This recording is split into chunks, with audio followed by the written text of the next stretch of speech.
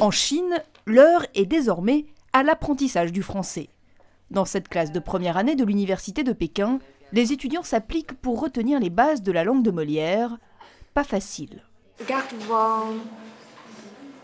8, c'est 8. Garde 8. Histoire de s'imprégner de la langue, la chanson française est également à l'honneur. Bien sûr, les choix artistiques restent très politiquement corrects. Mais ce qui compte, ce sont les résultats. Le français ici représente l'avenir. Bien sûr, le français est à la mode et romantique. Mais pour moi, c'est aussi l'occasion de trouver un bon travail. Pour l'instant, c'est dur à apprendre, mais dans le futur, ce sera très bien pour moi. Le français comme gage d'un bon travail, c'est un calcul que font de plus en plus d'étudiants chinois. La Chine veut accroître son rayonnement international, il lui est donc indispensable de pouvoir compter sur des personnes qui maîtrisent les langues des pays partenaires.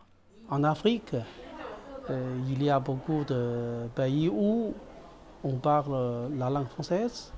Par exemple, ces dernières années, nous avons beaucoup de diplômés qui travaillent en Afrique, comme interprètes, comme responsables d'un projet, etc.